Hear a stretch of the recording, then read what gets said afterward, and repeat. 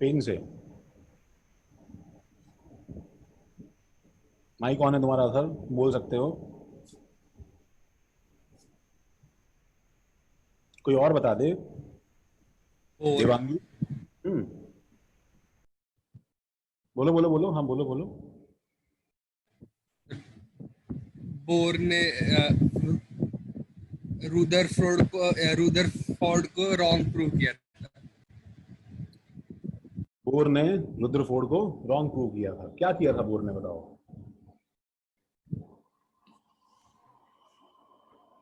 कुछ आइडिया है क्या?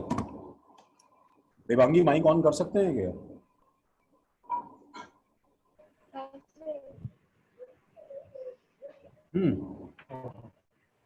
कुछ आइडिया है सही मॉडल क्या था? न्यूक्लियस के अराउंड ऑर्बिट्स में एटम्स रिवॉल्व करते हैं। न्यूक्लियस के अराउंड ऑर्बिट्स में इलेक्ट्रॉन रिवॉल्व करते हैं। सही बात है, सही बात है। अच्छा, तो बिफोर बिफोर मूविंग फर्दर, ठीक है, जो चीजें सही थी, एटलीस्ट रदरफोर्ड की जो चीजें सही थी, हम उस पर एक छोटा सा डिस्कशन कर रहे हैं। ठीक है, हम ये बात जानते हैं कि still few few correct points were. ठीक है, यहां से लिखना स्टार्ट करो भाई। Few correct points were. ठीक है, फ्यू करेक्ट पॉइंट्स वर कि भाई प्रोटॉन्स प्लस न्यूट्रॉन्स, ये entire positive charge entire positive charge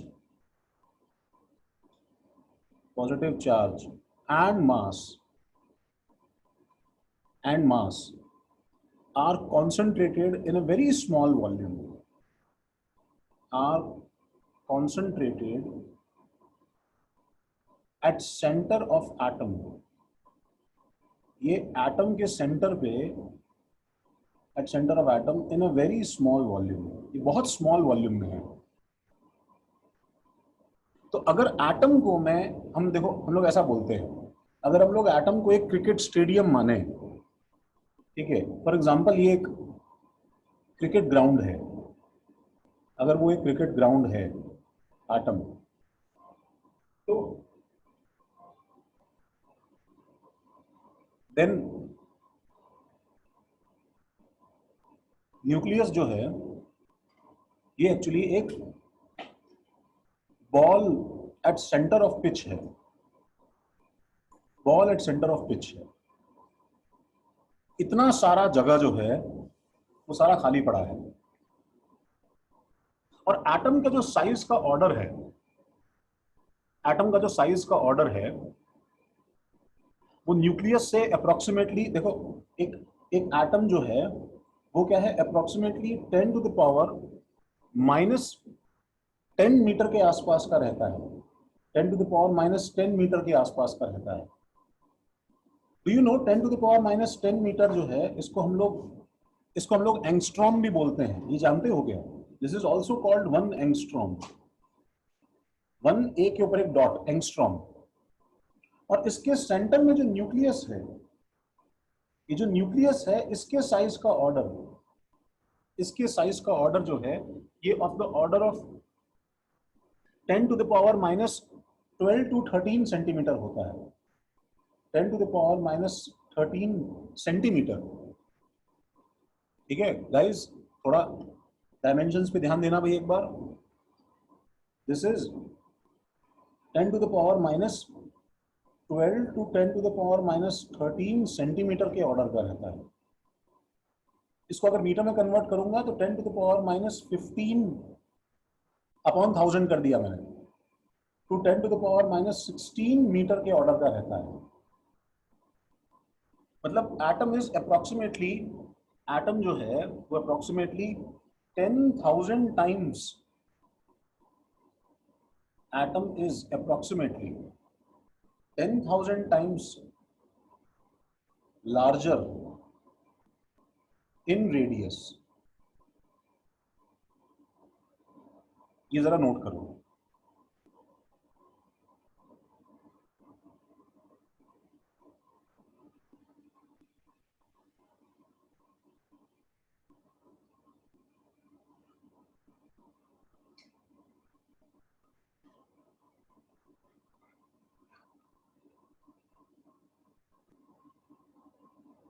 तो अच्छा, मैं रेडियस की बात कर रहा हूं,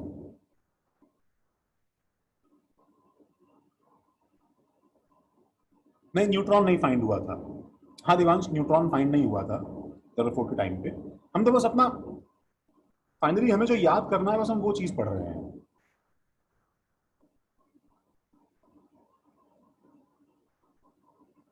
ये सब चीजें अभी जो सही है आज के टाइम पे, हम वो चीजें सुन रहे हैं बस।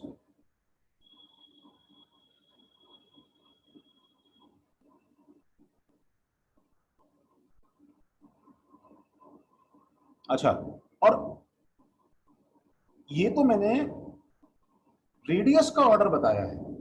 सुनो गाइस, तो मैंने रेडियस का ऑर्डर बताया है, मतलब मैं देखो नेक्स्ट पेज पे जा रहा हूं, नंबर 2। मतलब अगर तुमसे रेडियस का रेशियो पूछा जाता कि R of nucleus divided by R of atom is of the order of 1/10,000, अगर वॉल्यूम का ऑर्डर पूछा जाए, सुनो guys, volume of nucleus divide by volume of atom, तो इसका ऑर्डर क्या हो जाएगा? This will be of the order of 10⁻³ 10⁻⁴ तो ये है, -4 तो ये है, तो ये 10⁻, ये r³ हो जाएगा, ये r³ हो जाएगा। So this will be equal to r of nucleus का cube upon r of atom का cube, that is of the order of 10⁻⁻12 हो जाएगा।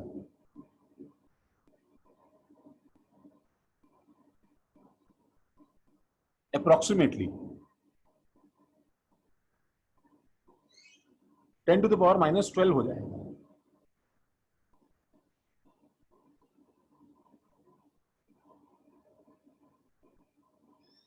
And we have a formula that is not in our portion, एक हमारे portion में नहीं use करने वाला फॉर्मूला जो है, हमारे जेई के पोर्शन में फॉर्मूला नहीं है, फिर भी हम लोग देख रहे हैं, that is actually reads formula. Reads formula ये लिख लो, तुम्हें एक आध दो सवाल मिल जाएंगे इसके ऊपर। रिड्स फॉर्मूला क्या है बच्चों? ये क्या है कि radius, this is for radius of nucleus, ये न्यूक्लियस के रेडियस का फॉर्मूला है, रेडियस ऑफ न्यूक्लियस।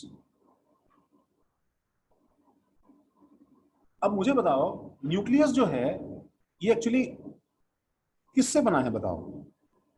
तो ये प्रोटॉन्स प्लस न्यूट्रॉन से बना है, प्रोटॉन्स प्लस न्यूट्रॉन से बना है। मतलब मान लो कि ये एक न्यूट्रॉन का बॉल है और ये एक प्रोटॉन का बॉल है, ये एक प्रोटॉन का बॉल है। अच्छा देखो, तो अगर मुझे किसी न्यूक्लियस का वॉल्यूम बताना है, किसी न्यूक्लियस का वॉल्यूम बताना है, देखो इमेजिन करो कि मेरे पास, ठीक है, एक ये ब्लैक बॉल, मैं एक न्यूक्लियस बना रहा हूं धीरे धीरे, एक ये ब्लू बॉल, फिर एक दूसरा ब्लू बॉल, फिर एक दूसरा black ball, and black and blue and so on. ठीक है, सपोज ऐसा कुछ न्यूक्लियस हमारे पास बना हुआ है, तो मुझे इसका जो है वॉल्यूम बताना है गाइस, मुझे इसका वॉल्यूम बताना है।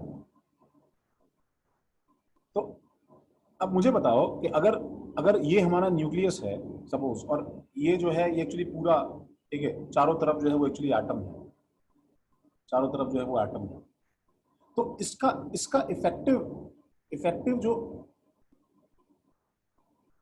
रेडियस होगा, सच दैट इस न्यूक्लियस का जो रेडियस होगा, अगर मैं एक सिंगल स्फीयर से इसको रिप्लेस कर दूं, तो वो मैं ऐसा बोल सकता हूं कि volume of nucleus will actually be equal to what, will actually be equal to volume of these individual balls. मैं ऐसा बोल सकता हूं इन सब इंडिविजुअल बॉल्स के वॉल्यूम्स के सम के बराबर होगा। बोलो। तो हर बॉल का वॉल्यूम, देखो अगर मैं हर बॉल का वॉल्यूम, ठीक है, अप्रोक्सीमेटली क्या मान लूं, अगर इनका वॉल्यूम जो है वो मैं अप्रोक्सीमेटली, ठीक है, कितना मान लूं बताओ, 4/3 into pi into R0 cube, ठीक है, ये एक्चुअली एक बॉल का वॉल्यूम है। इनटू मल्टीप्लाइड बाय मुझे क्या करना पड़ेगा बताओ, मल्टीप्लाइड बाय मुझे क्या करना पड़ेगा, कितनी बॉल्स हैं इसके अंदर बताओ, इसके अंदर कितनी बॉल्स हैं, नंबर ऑफ न्यूक्लियॉन्स। 9. न्यूक्लियॉन समझते हो ना, न्यूक्लियॉन समझते हो ना, न्यूट्रॉन्स प्लस प्रोटॉन्स होते हैं। तो मैं ये एक्सप्रेशन बना सकता हूं, देखो क्या, कि volume of nucleus that is equal to 4/3 pi r cube, where what is r, r is radius of nucleus, is actually equal to, is actually equal to what, is actually equal to number of neutrons plus protons कितने होते हैं, what is this number called, mass number. Mass number. इसका symbol क्या होता है बताओ, A, सही है ना बताओ, A is actually number of neutrons plus protons. ये बात सही है कि नहीं है बताओ, किसी को डाउट है तो पूछो पूछो पूछो, ठीक है, ए इनटू एक न्यूक्लियॉन का volume, that is 4/3 pi into R0 cube. तो दोनों तरफ से 4/3 पाई कैंसिल हो जाता है, और हमारे पास में एक बड़ा यूनिक सा फॉर्मूला निकल के आता है कि radius of any nucleus is actually equal to, बोलो क्या, रेडियस R0, देखो क्यूब रूट ले लिया दोनों तरफ, मैंने दोनों तरफ मैंने क्यूब रूट ले लिया, cube root on both sides, on both sides, R0 into a raise to power, ये ए जो था raise to power 1/3, this is called Ritz formula, where the value of R0 is approximately equal to 1.2 into 10 to the power minus 13 centimeter, or 1.2 into 10 to the power minus 16 metre. ठीक है, ये formula, इसका तुम्हें proof वगैरह बस मैंने दिखाया है ऐसे, तुम्हें थोड़ा फील करवाने के लिए। तुम पूछना चाहते हो तो पूछ सकते हो कुछ, बट ठीक है, बस एक बार देख लो। जेई में इस पे सवाल नहीं आएगा, बट तुम रैंडम बुक्स करोगे तो तुम्हें इस पे सवाल मिल सकता है। तो मैं तुम्हें, मतलब इसका यूज क्या है बताओ, मैं तुम्हें किसी भी एटम का अगर एटॉमिक नंबर दे दूं, if if atomic number of any atom, atomic number भी नहीं, इनफैक्ट इफ मास नंबर, तो if mass number of any atom is given, ठीक है, size of its nucleus can be estimated,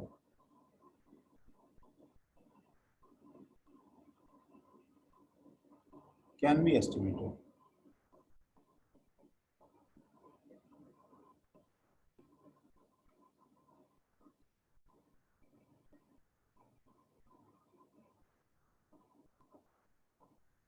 इसको एक बार लिख लो जल्दी से।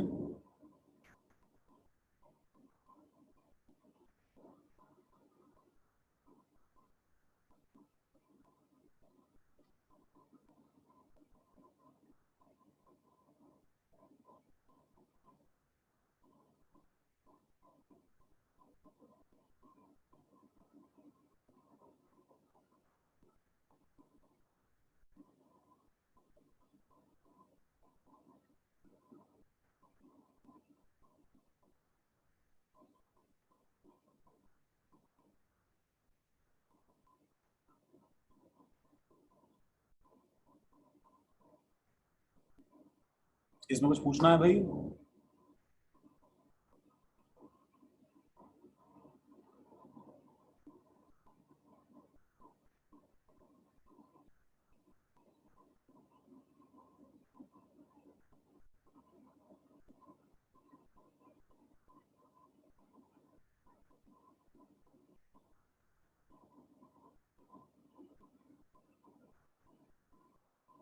एकदम सोना मत बच्चों, उसे अगर जगा के पूछूं उसमें रिस्पॉन्स देना प्लीज मुझे।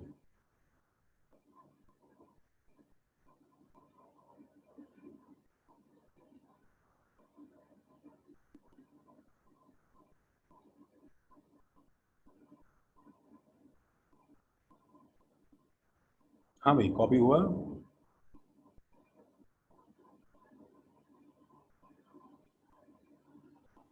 हाँ सर। हाँ सर। ओके, थैंक यू भाई। तो अच्छा, तुम एक बार ग्रुप पे अगर याद दिलाओगे तो मैं तुमसे ये स्लाइड्स जो है ना, ये स्क्रीनशॉट्स के फॉर्म में सेव होती है मेरे पास में, मैं तो वो स्लाइड शेयर कर सकता हूँ, ठीक है? बट वो हर दिन मैं भूल जाता हूँ, तो जस्ट इट इट एक्चुअली थोड़ा रिमाइंडर भेज दो मुझे, एक बार व्हाट्सएप कर दो, मुझे कॉल कर दो। तुम्हें कोई दिक्कत है तो मुझे डायरेक्टली कॉल कर सकते हो, ठीक है? और चलो, नंबर 3 में क्या है भाई? ये जो सारा सिस्टम है, देखो ये सब देखने के बाद में, ठीक है, एक आध दो डेफिनेशन है जो क्या है कि मैं यहाँ पे लिख रहा हूँ, तो शायद तुम्हें थोड़ी बहुत पता होंगी। जैसे isotopes, you must be knowing what are isotopes. Isobars, शायद तुम्हें पता होंगे आइसोबार्स क्या है। आइसो इलेक्ट्रॉनिक स्पीशीज तुम्हें पता होंगी, वो क्या है। आइसोटोन्स तुम्हें मालूम होगा शायद क्या है। और आइसोस आइसोडायाफर्स,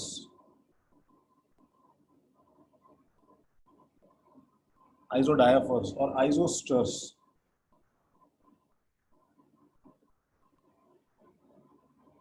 इन सबके डेफिनेशन में, ठीक है, एटलीस्ट कुछ चीजें तुम पहले से शायद जानते होगे। आइसो वर्ड का मतलब तो एटलीस्ट सेम है, ये तुम जानते हैं। इसलिए क्या है कि तुमने इससे पहले केमिस्ट्री में आइसोमर वगैरह सुना होगा। What is isomer? Same chemical formula but different physical और केमिकल प्रॉपर्टीज, ऐसा कुछ सुना होगा तुमने, ठीक है? तो इन सबको याद करने का तरीका जो है वो बहुत सिंपल है। वो ये है कि तुम्हें थोड़ा अंदर वर्ड से हिंट मिल जाता है। तो इसमें जरा पी को सर्कल कर लो भाई। आइसोटोप्स के अंदर प्रोटॉन सेम होना चाहिए, ठीक है? नंबर ऑफ प्रोटॉन्स क्या रहेगा बताओ? सेम रहेगा, ठीक है? एंड क्या डिफरेंट रहना चाहिए? ऑब्वियसली फिर, हेलो, क्या डिफरेंट रहना चाहिए बताओ भाई? Neutron neutron neutron.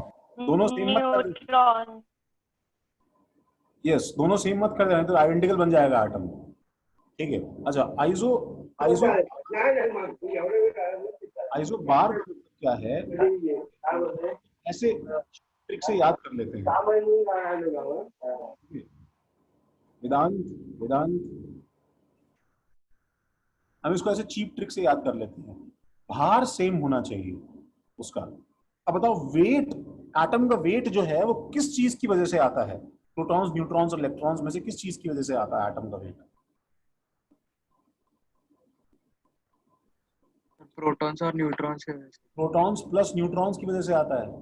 That means protons plus neutrons और mass number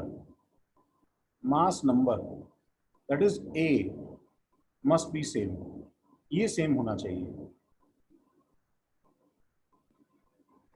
A must be same.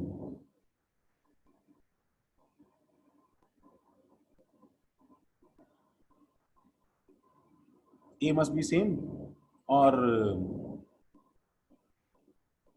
ठीक है, ऑब्वियसली प्रोटॉन्स इंडिविजुअली क्या होंगे बताओ? डिफरेंट होंगे। प्रोटॉन्स इंडिविजुअली क्या होंगे? डिफरेंट होंगे। अच्छा, आइसो इलेक्ट्रॉनिक के अंदर जो है, ठीक है, total number of electrons total number of electrons जो हैं वो सेम होने चाहिए, total number of electron same होने चाहिए। ठीक है, आइसोटोन्स के अंदर ये n को जरा अनलाइन करो, इसके अंदर न्यूट्रॉन सेम होने चाहिए, न्यूट्रॉन सेम होने चाहिए।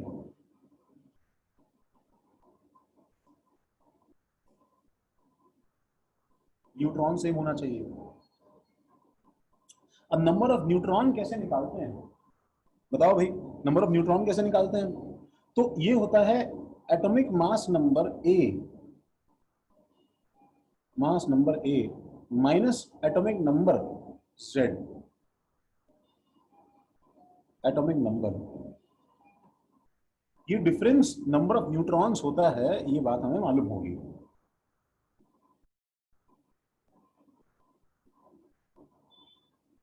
तो ये जो डिफरेंस है, ये डिफरेंस सेम होना चाहिए, ये difference of A minus Z जो है वो सेम होना चाहिए। पहले वाले में जैसे क्या था बताओ, जेड सेम होना चाहिए, दूसरे वाले में क्या था, ए सेम होना चाहिए, इसमें क्या है, ए माइनस जेड का डिफरेंस सेम होना चाहिए।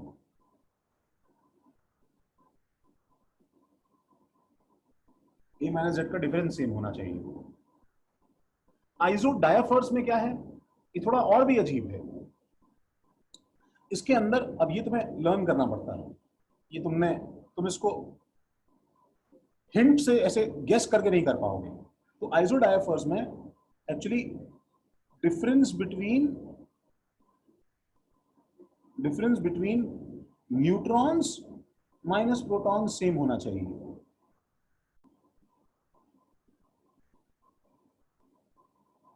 न्यूट्रॉन्स एंड प्रोटॉन्स के बीच का डिफरेंस सेम होना चाहिए।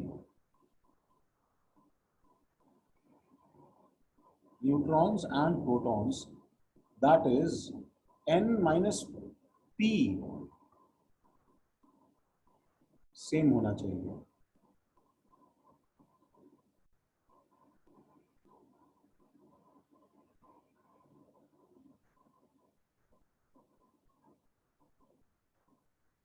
और आइसोस्टर्स जो है ये थोड़ा लीस्ट यूज सामान है, ठीक है, तुम इसको छोड़ सकते हो, उसको दिखने की जरूरत नहीं है वैसे एक बार के लिए, इसलिए देखो एग्जांपल्स इसके हम लोग कैसे फ्रेम कर सकते हैं। आइसोटोप्स तो सब जानते हैं, बहुत सारे एग्जांपल्स हैं, देखो भाई, जैसे H हाइड्रोजन की H11, H12 और H13, this is often called hydrogen, this is often called D deuterium and T tritium। ये जानते हैं कि नहीं जानते हैं बताओ? D means deuterium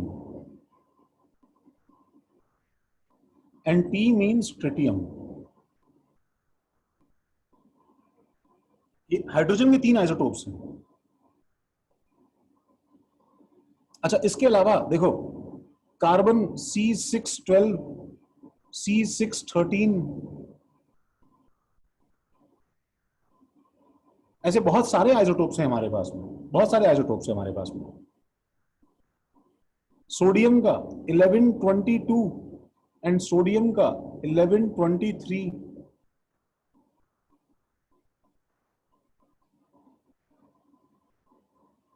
तो इन सब में देखो नीचे का Z सेम है, देखो 6 और 6 सेम है, ऊपर का नंबर अलग है, क्यों? क्योंकि न्यूट्रॉन्स अलग अलग है। प्रोटियम बोलते हैं ना सर, आपने इसको 1-1 लिखा है H। हाँ, हाइड्रोजन बोलते हैं, प्रोटियम बोलते हैं, ठीक है, एक ही बात है। इसको हम लोग H और P दोनों लिख सकते हैं। ओके। बाय डिफॉल्ट H का मतलब प्रोटियम ही तो होता है।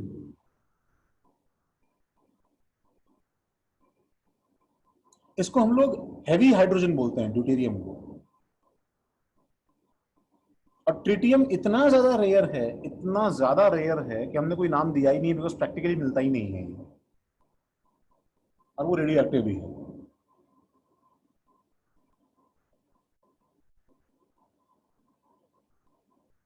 अच्छा, आइसोबार्स के लिए अब ऊपर का नंबर सेम होना चाहिए और नीचे का नंबर डिफरेंट होना चाहिए। मतलब C614 और N714, तो दोनों का एटॉमिक वेट जो है वो सेम है अप्रोक्सीमेटली। दोनों का एटॉमिक वेट जो है वो सेम है अप्रोक्सीमेटली।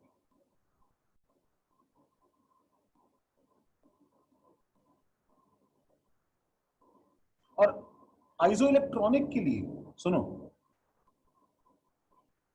आइसोइलेक्ट्रॉनिक के लिए इसके बहुत सारे एग्जांपल्स बनते हैं। देखो बच्चों, ये एटम्स पे भी होता है।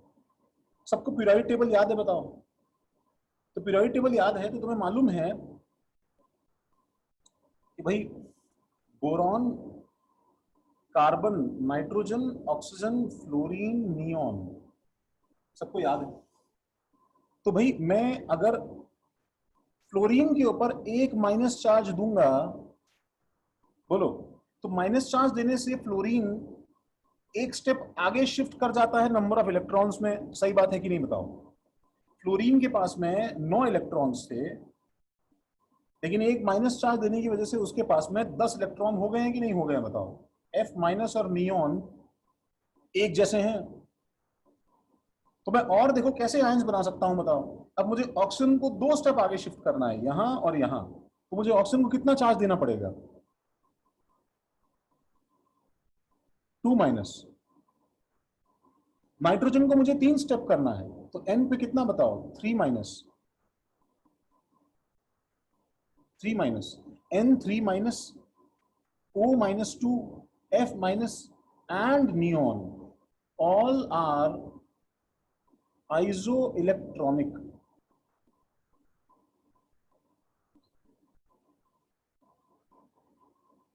ये सब आइसोइलेक्ट्रॉनिक हैं। और ये कुछ कुछ मॉलिक्यूल्स में भी हो जाता है। सुनो, इसको हम लोग मॉलिक्यूल्स पे भी लगाते हैं, बड़े बड़े मॉलिक्यूल्स पे। जैसे देखो फॉर एग्जांपल, देखो guys, CO is isoelectronic with N2। देखो सही है कि नहीं है? कार्बन के कितने इलेक्ट्रॉन्स बताओ? 6। ऑक्सीजन के कितने इलेक्ट्रॉन्स बताओ? बोलो, माइक ऑन करो, बोलो बच्चों, बोलो। ऑक्सीजन के कितने इलेक्ट्रॉन्स भाई?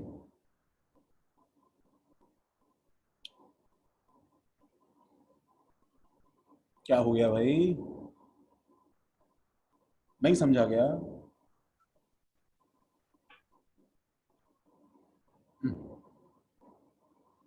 सो गए।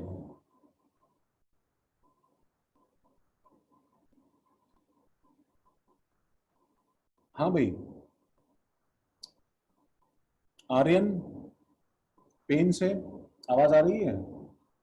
माइक ऑन कर सकते हो?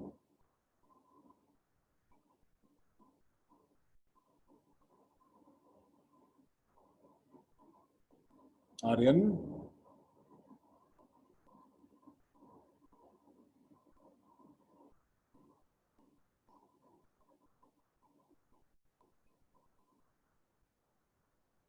चले गए हैं। अच्छा,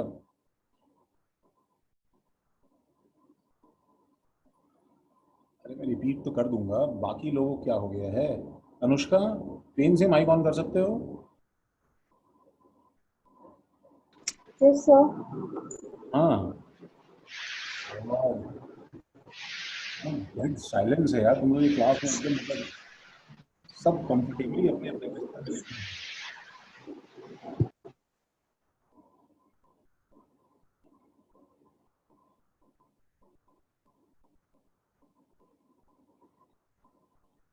हाँ अनुष्का, यस सर। तुम पेन से बोल रहे हो ना Anushka? Hello. Hello. Yes sir. हाँ हाँ अनुष्का, मैं चाहता हूँ कि तुम मुझे इलेक्ट्रॉन्स काउंटिंग करवा दो प्लीज। Okay sir. ओके। हाँ, ऑक्सीजन के पास कितने इलेक्ट्रॉन्स हैं अनुष्का? सर 8। 8। एक मिनट, तुम तनिष्का बोल रही हो कि अनुष्का बोल रही हो? सर तनिष्का। तनिष्का, तुम पनवेल से बोल रहे हो तनिष्का? Yes sir. ओके। मैं स्पेसिफिकली अनुष्का से पूछ रहा था जो पेन से है। Okay sir, sorry. अनुष्का, आवाज आ रही है? रिस्पॉन्ड कर दो, टाइप कर दो, माइक ऑन कर लो कुछ। Yes sir.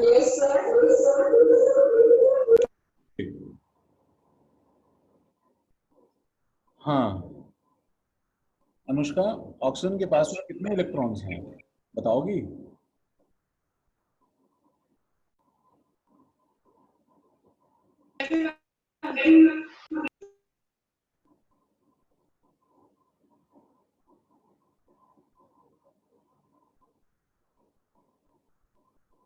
बहुत बुरी हालत है। थोड़ी बहुत कनेक्टिविटी की, थोड़ी अटेंशन की, और थोड़ा तुम्हारे साथ पहले क्या हुआ है उसकी।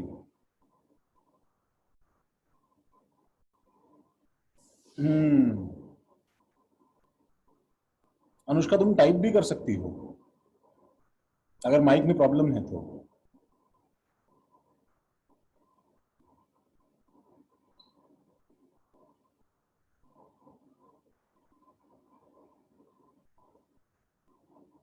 अंतरा, माइक ऑन कर सकते हो?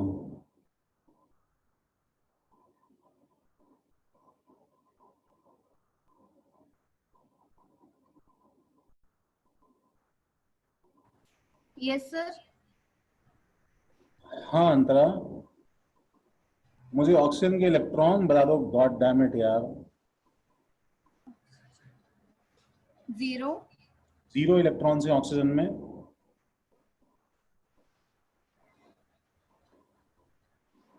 हम्म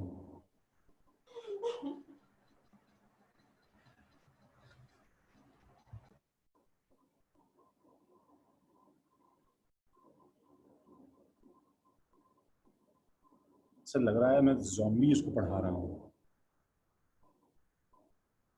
0 क्यों, नेगेटिव क्यों नहीं है इलेक्ट्रॉन अंतरा?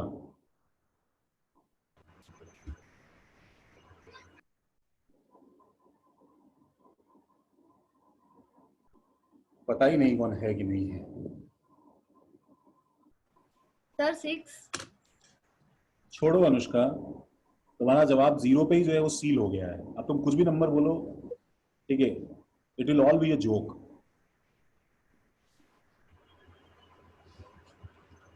क्या तुमने 0 0 बोलते समय तुम्हारी जबान कांपी नहीं क्या भाई?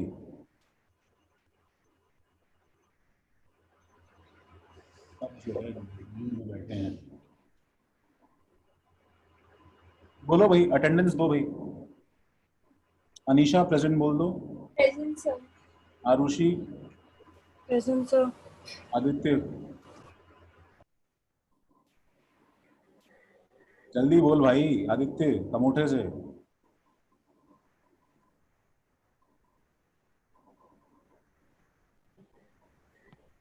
आदित्य, अरे पैरालिसिस हो गया क्या?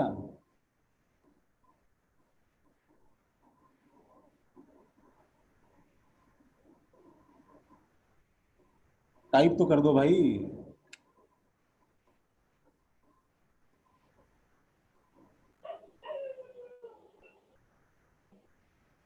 अच्छा, अमन, प्रेजेंट सर। अनीशा, श्रीनाथ सीवुड से। Present sir.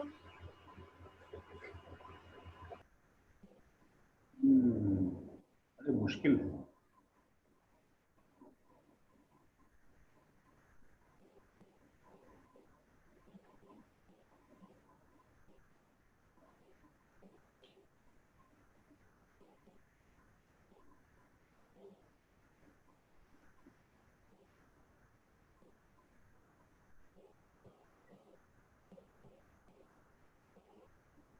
हाँ, अच्छा, तुम लोगों की तो वाट लगने वाली है। अथर्व मात्रे पेन से। Present sir. अच्छा, दीप पवार भाई।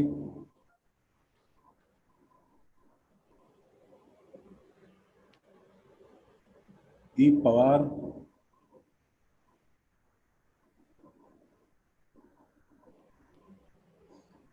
देवांश।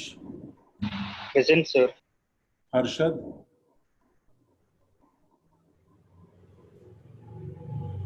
हर्षद। हर्षवर्धन। हर्षद माइक ऑन नहीं हो रहा क्या?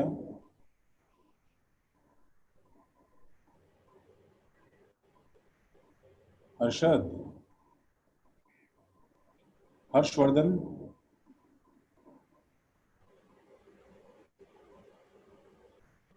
हर्षवर्धन।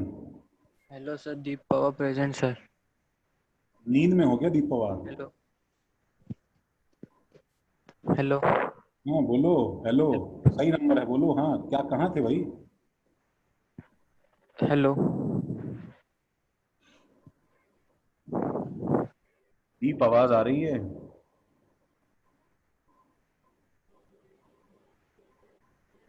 टाइप कर दो दादा।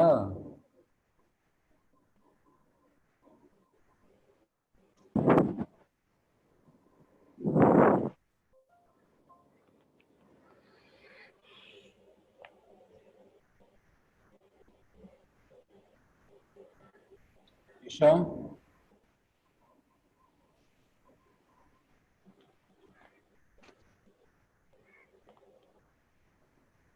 जो मैं तुम्हें ग्रुप पे नाम डाल रहा हूँ ना, वो सब नाम इसलिए डाल रहा हूँ बिकॉज अगर अगर अगर तुम्हारे पेरेंट्स ग्रुप पे हैं तो उन्हें मालूम चले कि तुम लोग का रिस्पॉन्स 0 है। मैं 3-3 बार नाम रिपीट करता हूँ तब तक तुम एक टाइपिंग से यस या बोल के माइक से रिस्पॉन्ड नहीं कर सकते हो। अगर इतना कनेक्टिविटी इशू है,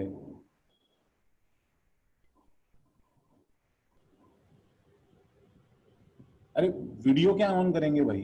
तुम्हें मैं सब काम कर चुका हूँ वीडियो ऑन करवाने वाले। मैं बोलता रहता हूँ वीडियो ऑन करने के लिए, वो सब ब्लैंक पड़ा रहता है, स्क्रीन कोई ऑन ही नहीं करता है। ईशा सीवुड से। Present sir. Jiya. Present sir. Pranav Kharghar से। जल्दी बोलो यार, जल्दी बोलो। बाकी लोग का नाम लिस्ट पे है तो रेडी नहीं हो सकते तुम रिस्पॉन्ड करने नाम देने के बाद में?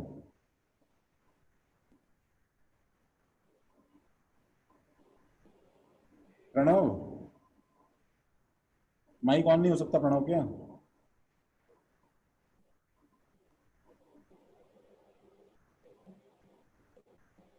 अरे काहे का नेट इशू दी? एकदम से तुम घूम के आए होगे अपना नाश्ता करके, जो है 10 मिनट बाद में चेयर पे बैठे हो तो देख रहे हो कुछ चल रहा है यहाँ पे।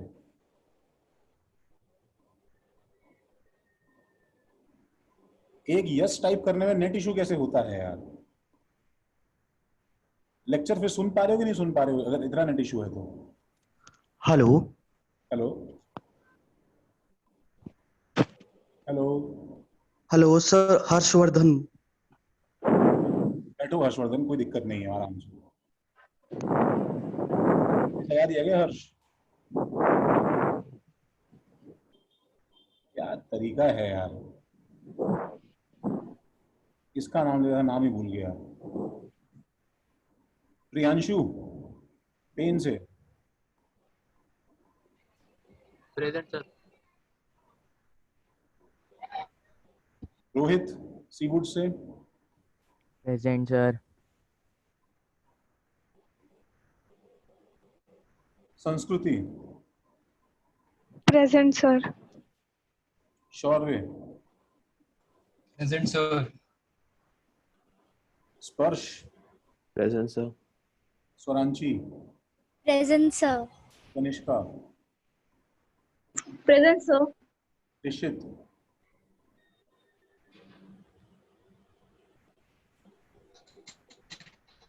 Present sir. निश्चित ने बोला है, okay. Vipul. Present sir. Present sir.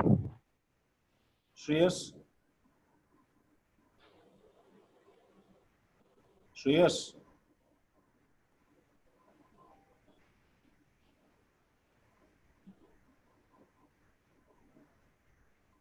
Devangi, Present, sir.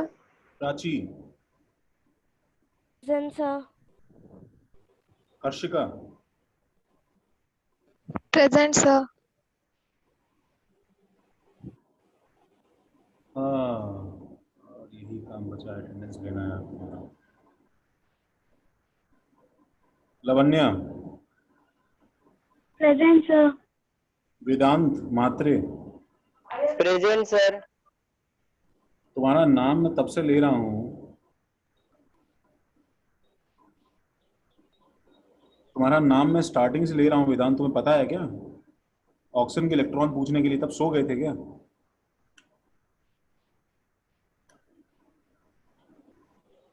Hello,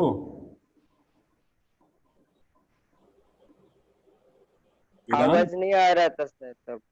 आवाज नहीं आ रहा वेदांत? अब आ रहा है, तब आ नहीं रहा था। तब आवाज नहीं आ रहा था? हाँ वाह, क्या बात है। सच में। अंतरा, Present, sir. तुम कहाँ थी अंतरा? मैं तुम्हारा नाम 15 मिनट से ले रहा हूँ एक इलेक्ट्रॉन पूछने के लिए। अच्छा, तुमने जवाब दिया था क्या 0? Yes. अच्छा अच्छा, ठीक है, गुड, कम से कम हो तो सही। हाँ भाई, अनुष्का, पेन से। Present sir. अनुष्का बोल रहे हो क्या? Yes sir. हाँ भाई, तुम कहाँ थी?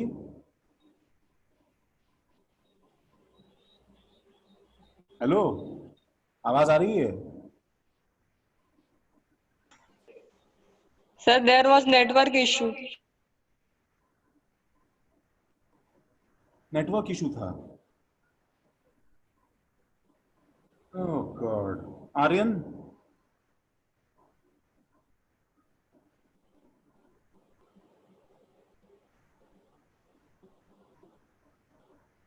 आर्यन पेन से कुछ बोलोगे? और अथर्व? Yes sir. अथर्व, हाँ सर। हाँ ठीक है। आर्यन, तुम्हारा नाम मैं 10 मिनट तक चिल्लाता रहा, ठीक है? नेटवर्क इशू तुम्हारा भी था?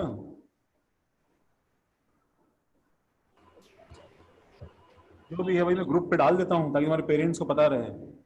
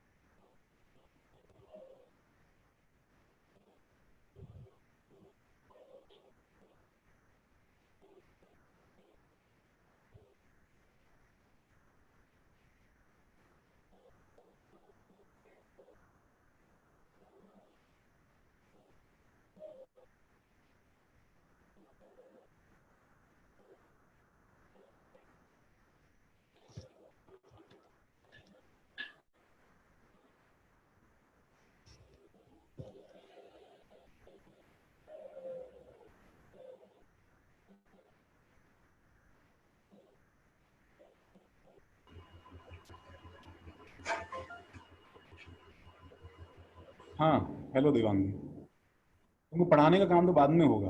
ऑक्सीजन में 0 इलेक्ट्रॉन है तो मैं पढ़ाऊँ क्या तुमको? Sir, 8.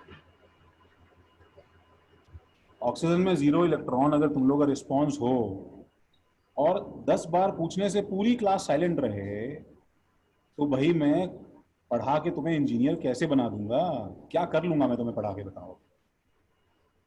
वो तो काम बाद में होंगे ना, पहले तुमसे प्रेजेंट निकलवा लूं मैं 1.5 घंटे की क्लास में, वही बहुत बड़ा काम है। ऐसी बुलशिट क्लास है जिसके अंदर जो है बच्चे आंसर तो छोड़ो, रिस्पॉन्ड ही करना नहीं जानते हैं। 10 मिनट बाद में उन्हें याद आ जाता है कि नेटवर्क इशू था। उनको मालूम चल गया, उनका नाम लिया गया था।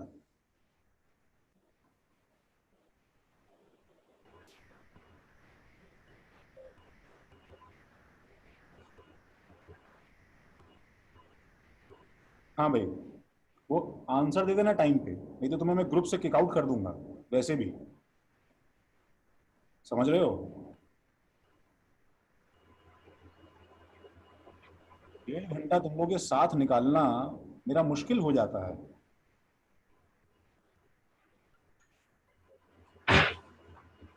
हाँ भाई, शुरू करो। अनन्या मात्रे, टाइपिंग और माइक, कोई मोड ऑफ कम्युनिकेशन पकड़ो, बताओ ऑक्सीजन में कितने इलेक्ट्रॉन हैं? 8 sir.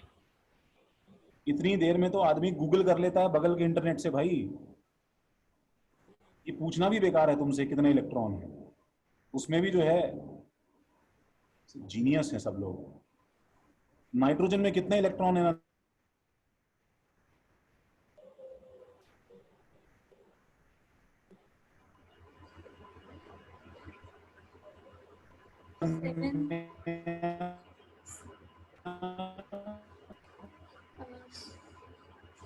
Sir can you repeat, आपका आवाज क्रैक हुआ। 7 हेलो अनन्या, हाँ 7, 7 + 7 इतनी सी उसके अंदर हम लोग, तुम्हारा प्रेशियस टाइम तुम कितना वेस्ट कर रहे हो। 7 × 2 6 + 8, सपोज Cn- है, Cn- के इलेक्ट्रॉन गिनने हैं मुझे, ठीक है? आरुषि खारगर से इसके इलेक्ट्रॉन गिन सकते हैं क्या, बताओ मुझे Cn- के। Yes sir. गिन के बताओ कितने हैं, बताओ मुझे कैसे काउंट कर रही हो। 8 + 6 कितने? 8 + 6। Carbon 6 and nitrogen -8। ये माइनस चार्ज नाइट्रोजन पे नहीं है, वैसे माइनस चार्ज Cn पे एज अ होल है। तो 6 + 7 और ये एक इलेक्ट्रॉन माइनस यहाँ लिखा है इसलिए +1 ऐसे गिना जाता है। तो ये नंबर सबके जो हैं ये बराबर निकल के आ रहे हैं, सबके नंबर बराबर निकल के आ रहे हैं। सपोज मैं C2 लिखता हूँ, इसके इलेक्ट्रॉन कैसे गिनने हैं? अमन बताओ जरा, माइक ऑन करो। 6 6 - 2 6 - 2, 4 इलेक्ट्रॉन है इसमें। नहीं सर हैं? सर आंसर बोलो। चुप रहो, जिससे पूछ रहा हूँ वही जवाब दे प्लीज हेलो। अपना। हाँ अमन, अमन से पूछा है, अमन बोलेगा। हाँ बोलो अमन। सर, कार्बन के 2 मॉलिक्यूल्स है ना, तो 2 एटम है, मॉलिक्यूल नहीं बोलते इसे, 2 2 एटम। हाँ बोलो।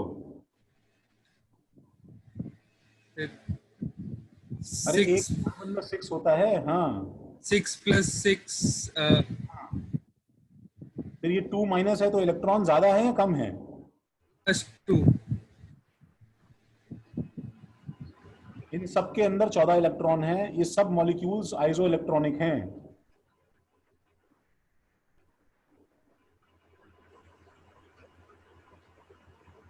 छाप लो भाई।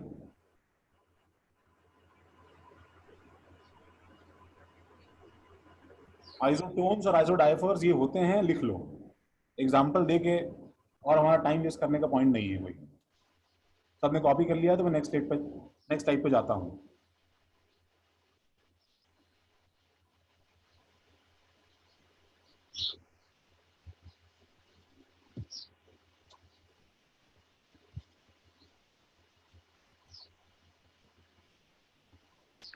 देखो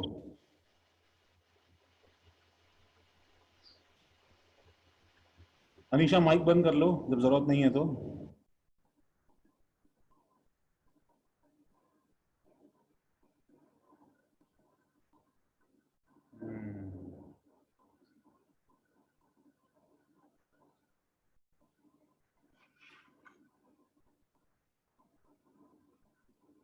हम लोगों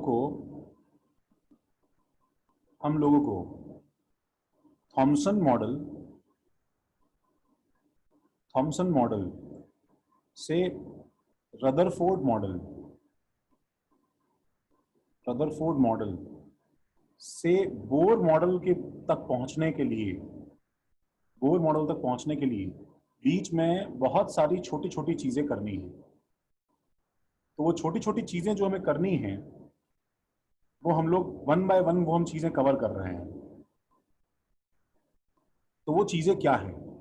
देखो, सबसे पहले बिफोर वी रीच बोर तक पहुंचने से पहले हम लोगों को एक डिटूर लेना है। हम लोग अपना रास्ता जो है वो कहीं घूम के आना है, ठीक है। एंड वो जहां घूमना है हमें और हमें क्या पढ़ना है, ठीक है, वो जो है that is something related to light. हमें लाइट के बारे में कुछ पढ़ना है। We have to study something about light. तो सबसे पहले व्हाट इज लाइट? लाइट क्या है? तो हम जिससे डेली इंटरेक्ट करते हैं, हम डेली जो है उससे उसको अपने आसपास देखते हैं, उसके थ्रू हम लोग दूसरी चीजों को देख पाते हैं, लेकिन उसके अंदर की इंटरनल प्रॉपर्टीज क्या है ये हम नहीं जानते हैं। तो वेरी वेरी, ठीक है, long time ago a huge assumption was made by Newton. Newton was the first man जिसने एक्चुअली क्या क्लेम किया? Newton claimed that light is made up of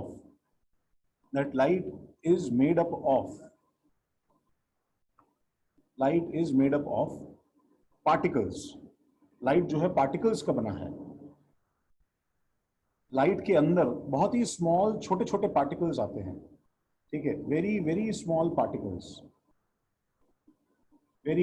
particles. Newton ने जो ये स्टेटमेंट दिया, ठीक है, उसके पास ये स्टेटमेंट देने का कोई बहुत ही सॉलिड बैकअप या प्रूफ नहीं था। उसके पास में कोई बहुत सॉलिड एविडेंस नहीं था कि उसने क्यों पार्टिकल बोला, ठीक है। लेकिन वो इतना बड़ा आदमी था कि जनरली वो जब किसी पे अपना ओपिनियन रखता था, ठीक है, तो लोग उसे काफी कुछ सही मान लेते थे। Newton was a big name at that time. Now there was a gang, जैसे हमेशा किसी बड़े आदमी के अगेंस्ट में कुछ छोटे मोटे लोग इकट्ठे होकर कुछ ना कुछ काम करते हैं। देयर वाज अ गैंग जो कि क्या है कि न्यूटन के अपोज में हर चीज करने की कोशिश करता था। तो उसी में से क्या है, एक उसी गैंग का एक आदमी था, ठीक है, हिज नेम वाज हाइजन, ठीक है। तो अपने फिजिक्स में लेटर ऑन पढ़ोगे, 12th क्लास में तुम्हारे पास में आएगा ये। His name was Huygens. तो HUYGEN, हाइजन। तो Huygens argued that light particle नहीं है, light must be a wave. वो एक वेव होना चाहिए, ठीक है। Light should be just like एक वेव ट्रैवलिंग जो है, ये एक्चुअली लाइट होना चाहिए। और न्यूटन बोलता था कि जो लाइट आ रहा है इसमें एक्चुअली छोटे छोटे पार्टिकल्स हैं। इट्स लाइक छोटे छोटे पार्टिकल्स जो हैं वो शॉवर हम पे उसका चालू है। तो दोनों के पर्सपेक्टिव में बहुत ज्यादा डिफरेंस था।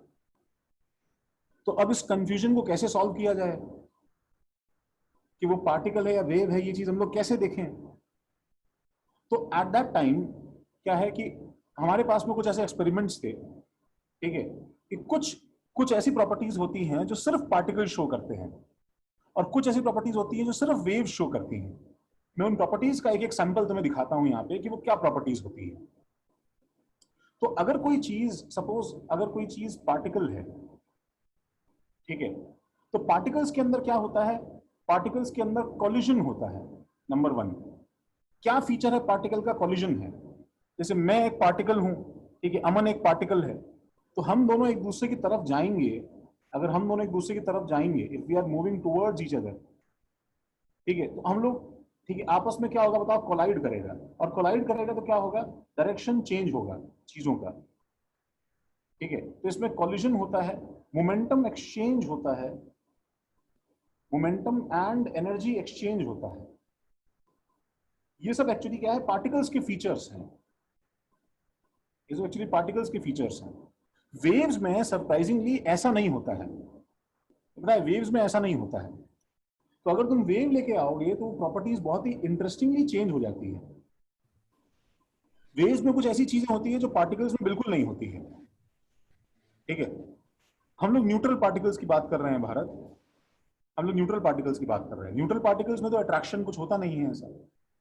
ठीक है, तुम्हारे हाथ में मोबाइल है, अपना मोबाइल दूसरे मोबाइल की तरफ मारोगे तो स्ट्राइक करके वापस बाउंस बैक हो जाएंगे ना दोनों। अच्छा, वेव्स की कुछ प्रॉपर्टीज जो एक्सक्लूसिव टू वेव्स हैं, एक्सक्लूसिव टू वेव्स हैं, कुछ ऐसी प्रॉपर्टीज होती हैं। ठीक है, तो वो जो प्रॉपर्टीज हैं वो देखो क्या क्या है। वो है इंटरफेरेंस। इंटरफेरेंस क्या होता है ये तुम नहीं जानते हो, हम देखेंगे। नंबर 2 है डिफ्रैक्शन। ठीक है, जो लोग थोड़ा 10th क्लास तक पढ़ते लिखते आए हैं, ठीक है, एटलीस्ट जिन्हें number of electrons, proton, neutron की इंफॉर्मेशन है, वो एटलीस्ट क्या है कि डिफ्रैक्शन वगैरह शायद उन्होंने पहले सुना हो कि क्या होता है। Number 3 dispersion.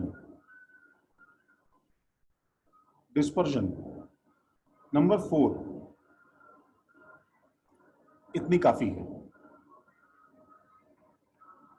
Interference, diffraction, dispersion, ये सब चीजें सिर्फ वेव्स में होती है। तो मैं इसका एग्जांपल देता हूं तुम्हें कि इंटरफेरेंस क्या होता है। ठीक है, जस्ट लुक एट इट। ये चीज पार्टिकल में नहीं हो सकती है। तो इमेजिन करो, ठीक है, अच्छा, मतलब इंटरफेरेंस का मतलब क्या होता है? ठीक है, इंटरफेरेंस का मतलब ये होता है कि two waves can pass through each other, can pass through each other without affecting their properties, without affecting each other's properties। यहां तक कॉपी करो, फिर हम नेक्स्ट पेज पे जाते हैं। प्रॉब्लम क्या है, जो लोग देख रहे हैं वो चीजें इतनी वियर्ड और अजीब हैं कि एक बच्चा नॉर्मल स्टेट ऑफ माइंड में उनको इमेजिन नहीं कर सकता है। और तुम्हारी हालत इतनी खराब है कि तुम्हारे क्लास में अटेंडेंस का ही पता नहीं है, और सब नेटवर्क पे नाम डाल डाल के जो है मस्ती से अपना बैठे हैं, टाइम वेस्ट करने के लिए अपना जो है।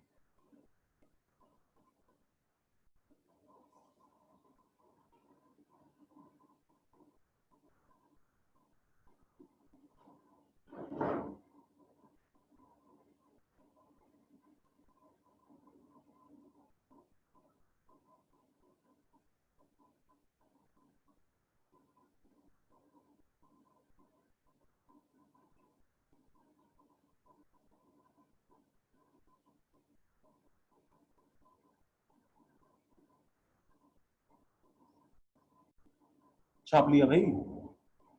इंटरफेरेंस का मतलब क्या होता है? इसका मतलब ये होता है कि तुम ये एक्सपेरिमेंट अपने जो है घर पे कर सकते हो। फॉर एग्जाम्पल, एक जो है स्ट्रिंग लो, ठीक है, अपने एक दोस्त को जो है, स्ट्रिंग सफिशिएंटली लंबी होगी तो तुम्हें दिखाई देगा।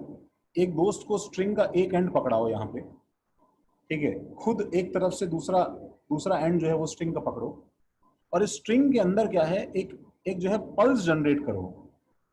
Generate a pulse with in this string, ठीक है, by giving a jerk like this. ऐसे ऊपर जर्क दो और इसको भी ऊपर जर्क दो, तो हमारे पास में यहाँ पे एक ऐसा हम्प बन जाएगा जो स्ट्रिंग में फॉरवर्ड डायरेक्शन में ट्रैवल करेगा,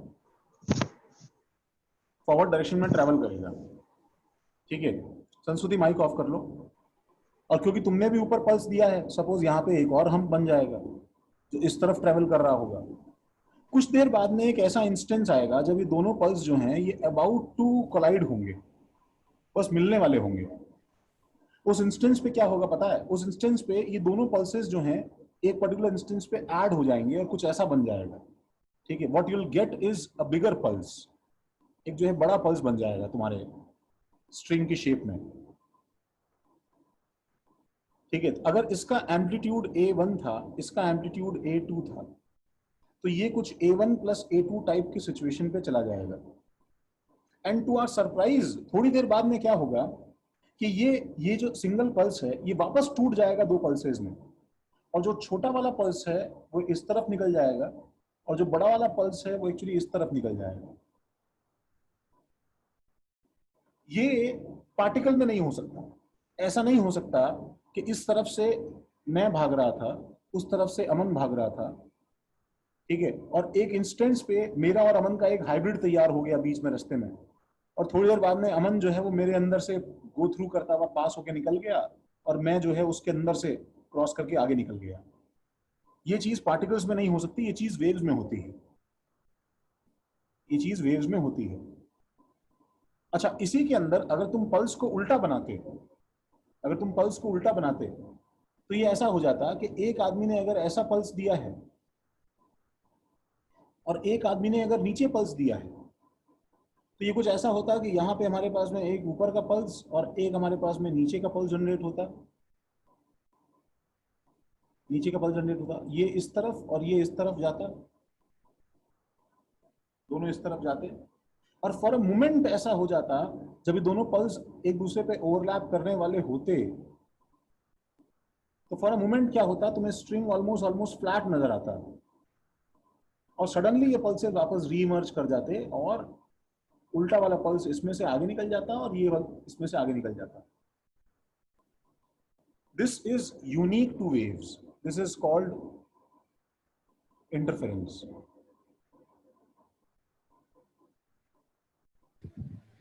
इनफैक्ट इसके भी दो नाम हैं, क्योंकि इसके अंदर दोनों पल्सेस जो हैं ऐड हुए हैं, इसलिए इसको बोलते हैं constructive interference. This is called constructive, क्योंकि इसमें चीजें ऐड अप हुई हैं, तो ये कंस्ट्रक्टिव इंटरफेरेंस है। और इसमें इसका नाम डिस्ट्रक्टिव इंटरफेरेंस है।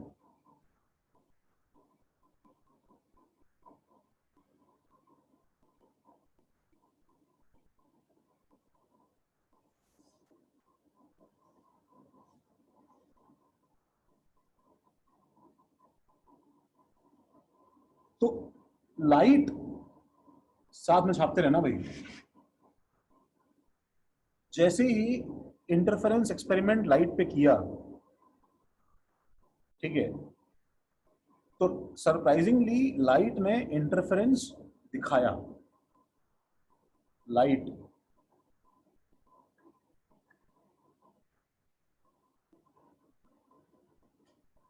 showed the properties of interference, and hence it was concluded, मतलब कौन गलत प्रूव हो गया, न्यूटन रॉन्ग प्रूव हो गया, and hence it was concluded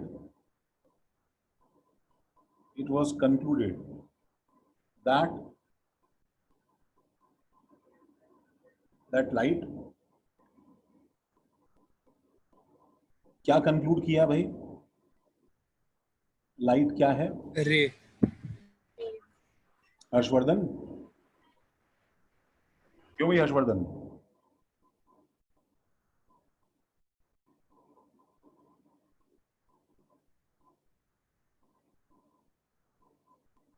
सो गए क्या? फिर नेट इशू हो गया?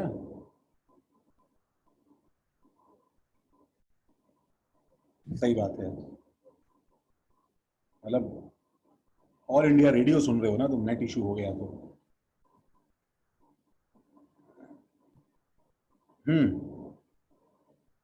क्या कंक्लूड किया?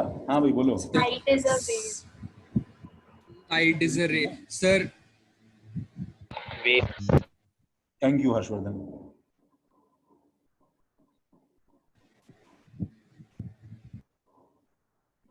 कॉपी कर लो भाई। Sir, hello. हाँ बोलो।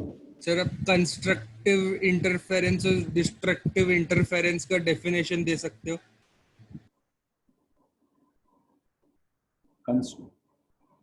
डिस्ट्रक्ट का मतलब क्या होता है, डिस्ट्रक्शन का मतलब क्या होता है, जानते हो क्या?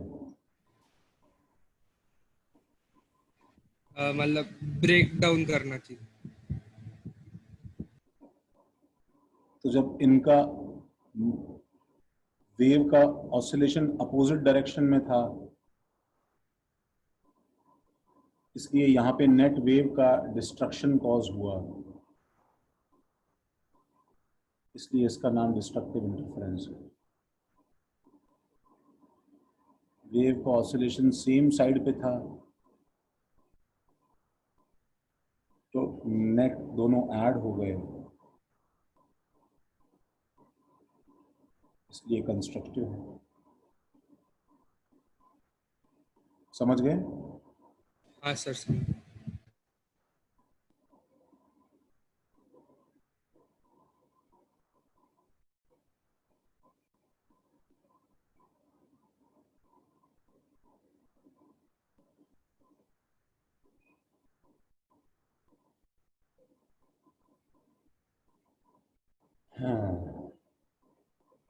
हाँ भाई हर्षवर्धन, कंक्लूड ये किया था हमने कि लाइट वेव है, बिकॉज लाइट इंटरफेरेंस दिखाता है।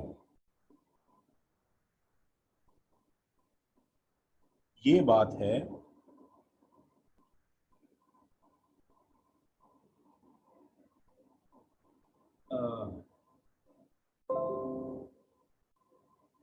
ये बात है अप्रोक्सीमेटली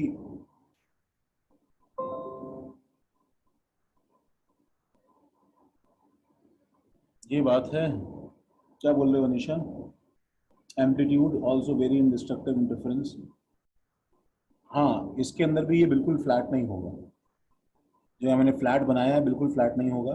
अगर A1 और A2 बराबर नहीं है तो यहाँ पे नेट कुछ ना कुछ बच जाएगा। तो दिस इज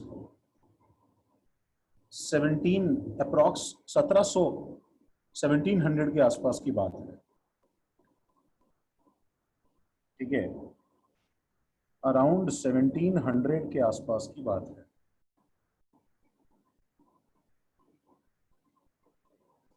हाँ, डिस्ट्रक्टिव का कैंसिलेशन जो है, नॉइज कैंसिलेशन जो है वो डिस्ट्रक्टिव इंटरफेरेंस की वजह से होता है। तुम फिजिक्स में देखोगे बहुत डिटेल में उसे बाद में। प्रॉब्लम क्या हुई? प्रॉब्लम वाज, ऐसा लग रहा था कि सारी मिस्ट्री सॉल्व हो गई है, ठीक है। प्रॉब्लम अरोज अप्रोक्सीमेटली 200 साल बाद, ठीक है, आफ्टर 200 years, आफ्टर 200 years, ठीक है, देयर वर टू फिनोमेना, ऐसे दो एक्सपेरिमेंट सामने आए which were not being explained,